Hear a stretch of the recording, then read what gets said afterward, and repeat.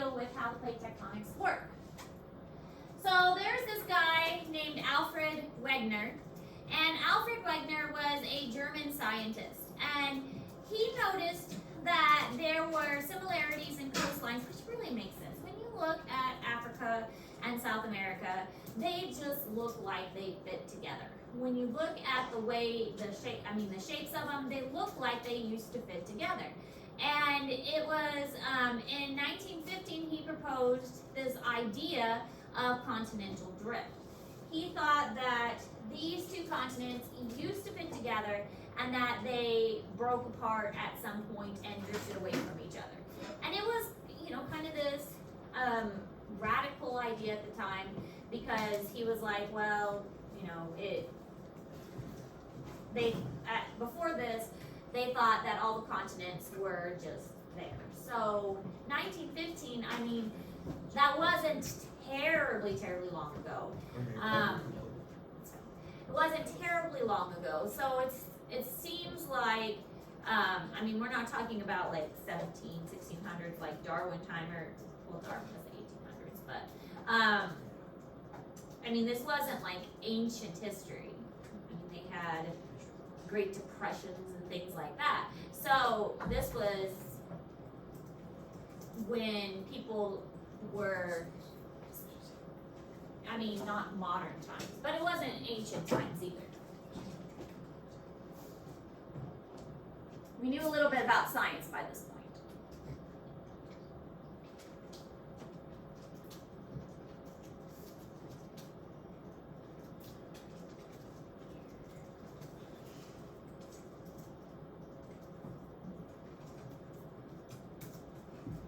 I messed my tile up, so now I have to repaint it. Oh, really? And then do the lighting. Yeah, because I forgot that like part of it's covered up. Oh, like each had like the top of the SFL and Max is covered up, and like two of my letters were like on the outside where it'd be covered up, so you can even see like one of the words. That really makes sense. Yeah. I'm excited.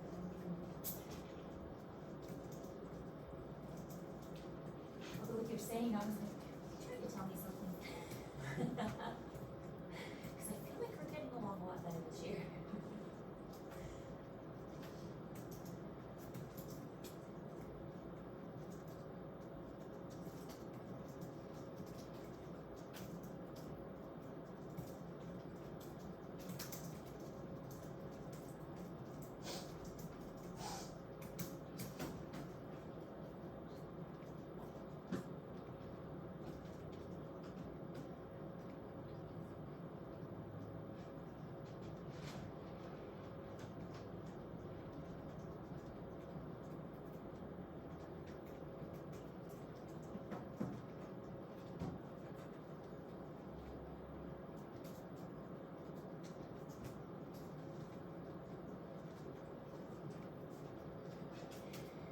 So continental drift is this idea that there was this big land mass, and we all know now that it's called Pangea, and it all started off as this one big piece, and that it broke off and spread apart.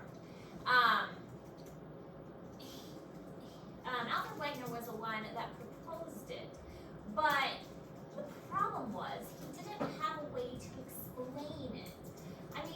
He thought, well, it all looks like it fits, but he didn't really have an idea of how to explain that it actually happened.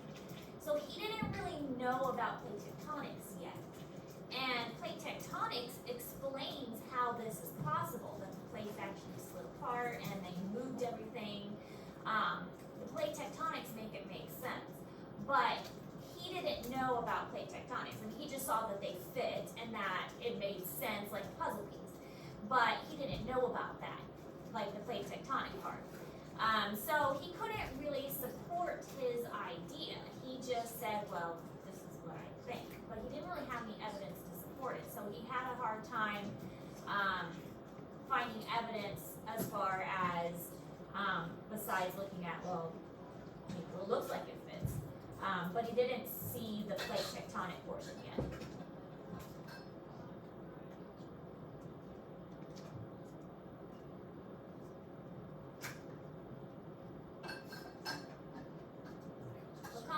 drift itself is the idea that there was once this big supercontinent and they all drifted away from each other.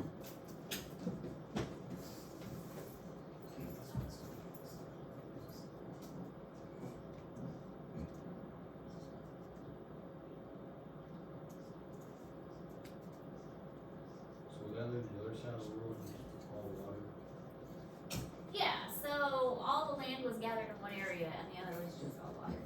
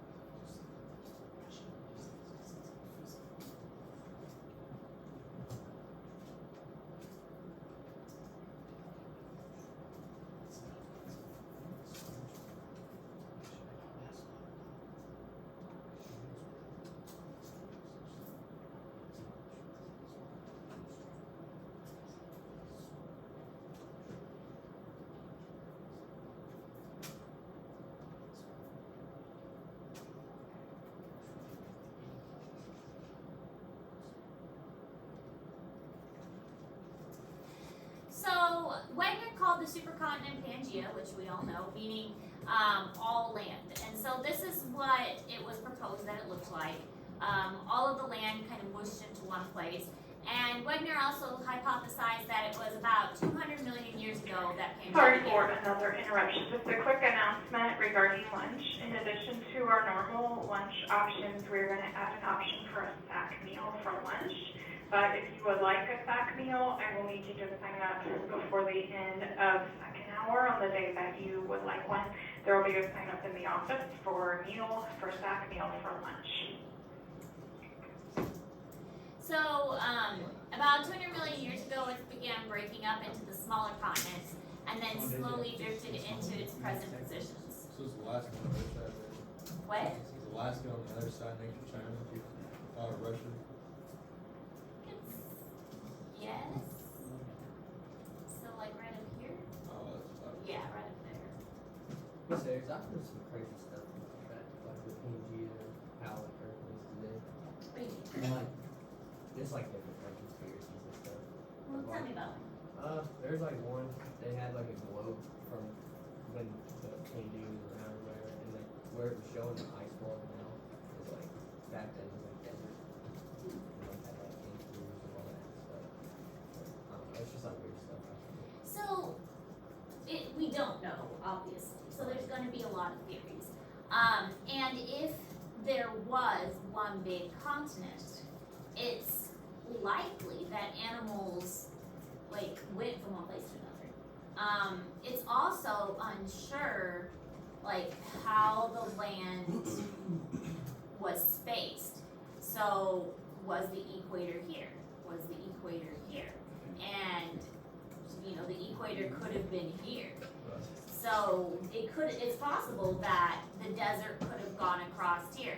And all we have are fossils to go by. Based on our fossils that we have, this was all ocean or big lake. We have fossil evidence that shows that there were animals here that were ocean animals. So, crinoids are our state fossil, and crinoids are little tiny critters that live in water. At one time, this was all covered in water, and that is weird to think about. It's really hard to say. And it's hard to wrap your head around. It really is. And then you also have these fossils of these really big, like dinosaur kind of animals, and these like giant ground sloths and things. So, it's all speculation. Right. Yeah.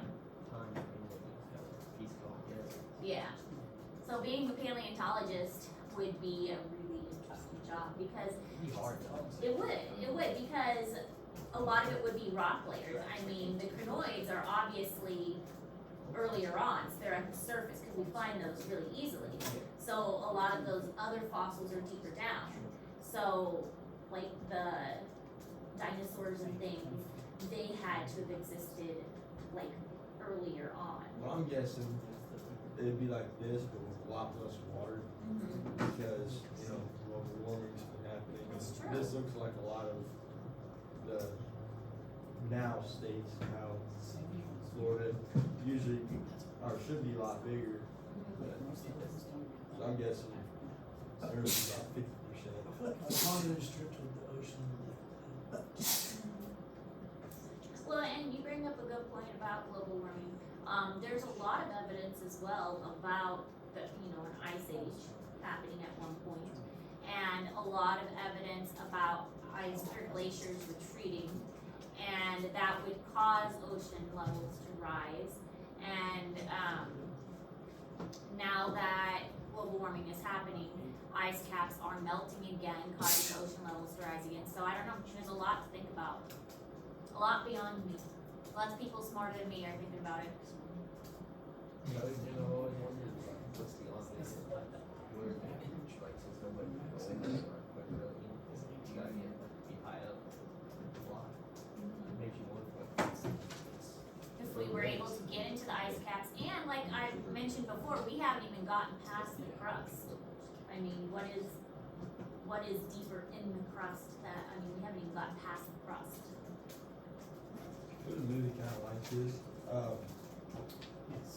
but it was like a natural disaster movie where yeah, I think so. So I think I've seen that one. And it shows like San Francisco's moved this many miles after the disasters ever happened. It was pretty cool. That is cool. There's a big ice age. Is that the one with the mega storms that Yeah, slows everything yeah. really fast? Yeah. Yeah, I did see that And one. it shows one of the bunker, they go up out of the bunker and they tell you that the United States has moved over this much, and Russia and China are together, and Fascinating stuff. Antarctica moves. Okay, so evidence for this continental drift, and there is evidence for it. There have been similar fossils found on different continents. So how are these fossils that are the same, how are they found on continents that are different? It's very unlikely that the animals managed to swim there. It's very unlikely that people carried those animals there. So how did those animals get from one continent to the other? It makes a lot of sense that those continents were once all together. If those continents were all pushed together, then those animals were able to move from place to place. So this fossil has been found on this continent and this continent. So that makes sense that this animal once just walked from one place to the other. It makes sense that this animal was once able to walk from this place to this place, and same with this one. If we're finding the same fossil in the same types of rock, and the evidence of the same types of glaciers in all of these same continents that are now thousands of miles apart, it does make a logical kind of sense that that possibly these were all together. And if you're a religious person, there is talk in the Bible of the Tower of Babel, that God split the countries apart when he divided the speaking, when he broke up the languages. So that matches the Bible as well. Not that this is a religious class, just that there is talk of that in the Bible as well. So, but it's just interesting to point out that similar fossils, similar type of rock, and traces of glaciers. I mean, it makes sense that maybe at one time all of the continents were one big continent.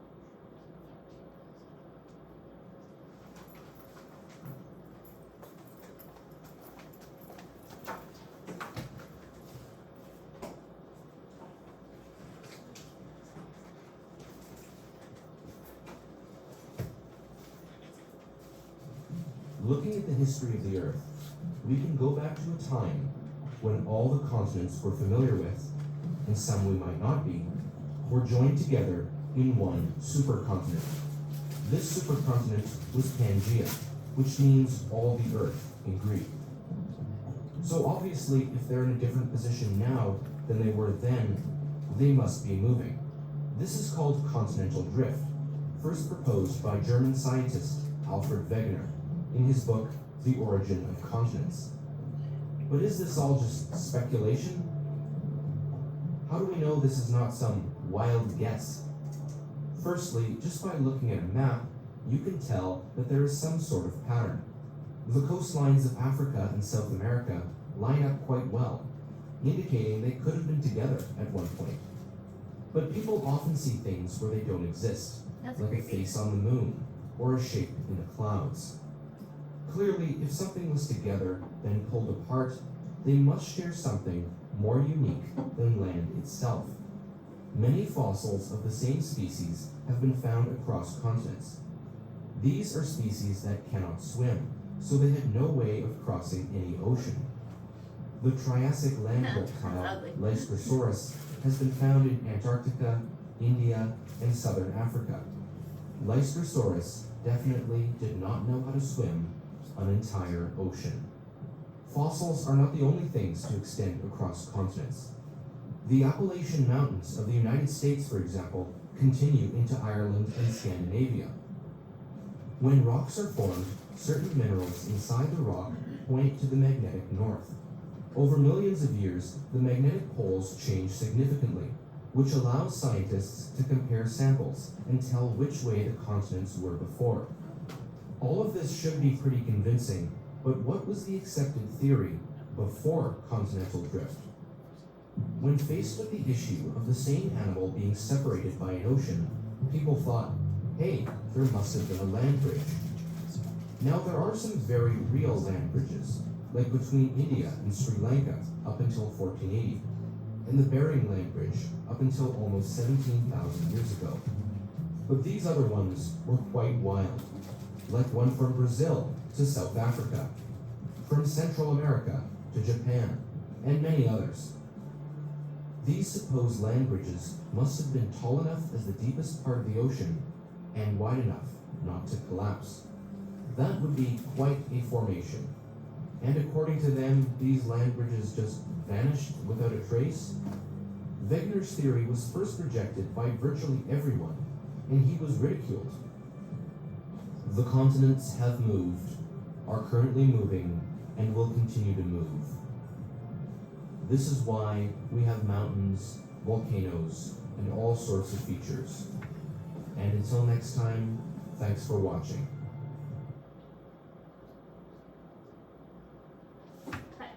So similar fossils, we already said this, several fossil organisms found on different land masses.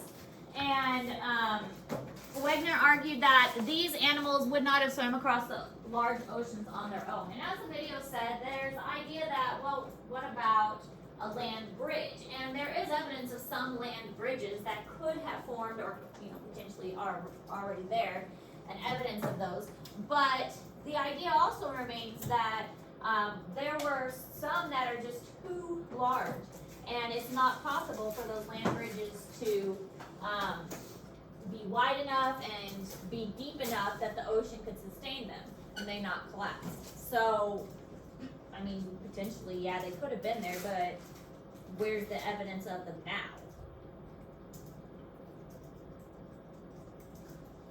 Surely in the bottom of the ocean we would have seen a land bridge with parts of it.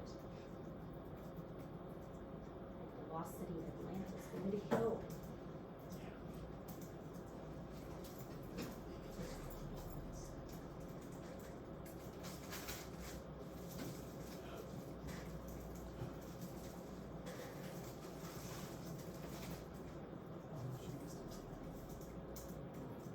Oh, in red. That letter's not important. Write that letter down.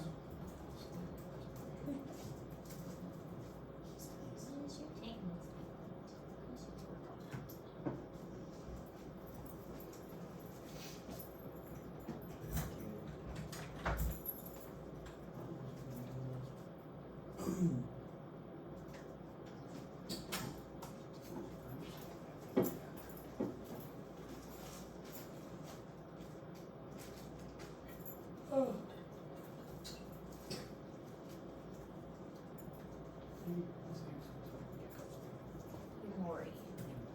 My daughter has been working very hard to make this big tank at home. It's being decorated at home. My daughter's been. Yeah, I'm gonna take him home and get him settled in his big tank and then we'll bring his big tank. I was gonna just bring the big tank here and my daughter's like, no, I worked so hard on it. I wanna see him in it. Well, that's fair.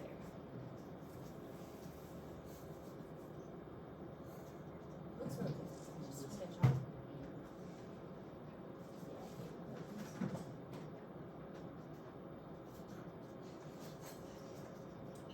It's got like all these vines and these hidey holes and it's really gonna like it. Well, it's not a coconut hideout, it's like a moss hideout, and then we've got another one that's got like, so we've got like two hideouts that hang up. But it's not a coconut.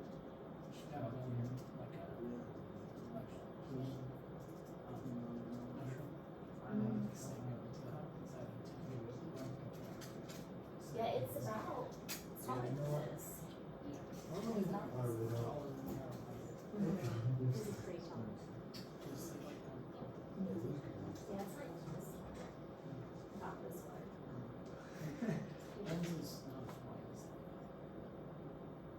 I'm afraid he's gonna get lost in there. And he's still kind of small. Alright, so the other one is the type of rocks. If the continents were together like a jigsaw puzzle, the land rocks would match at the borders. So that was another evidence. As the video mentioned, the Appalachian Mountains, there's evidence that they continue across not our continent, but other continents as well. So the types of rocks continue and the borders of our continent, or borders of like South America and Africa, they all match up also.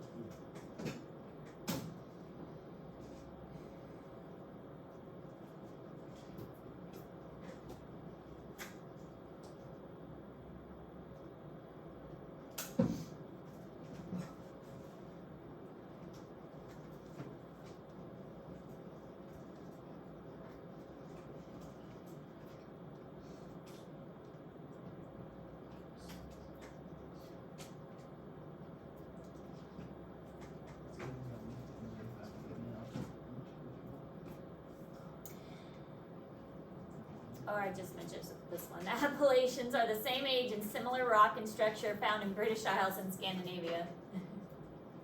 I got ahead of myself.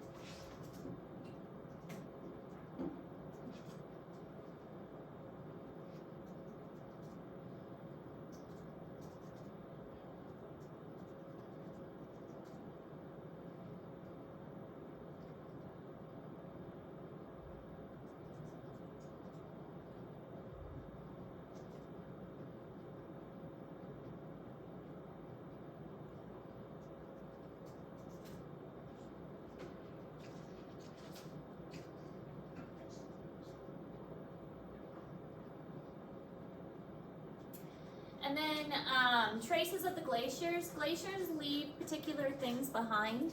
And then 220 million to 300 million years ago, ice sheets covered large areas of southern hemisphere. And Wagner believed that the best explanation for this was it was not a very cold period, but the continents were in different places and connected. So even though it was not particularly cold, there were some that were in just kind of a lower area or a higher area that created these glaciers, and that's why we see the glaciers in those areas.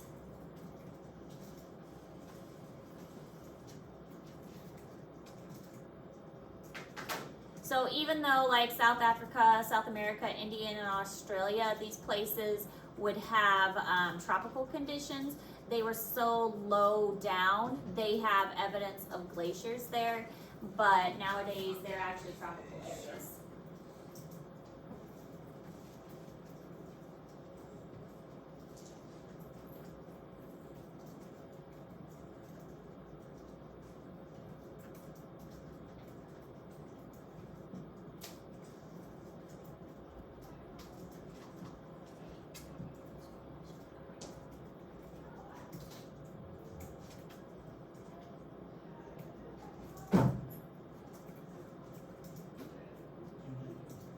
You sure?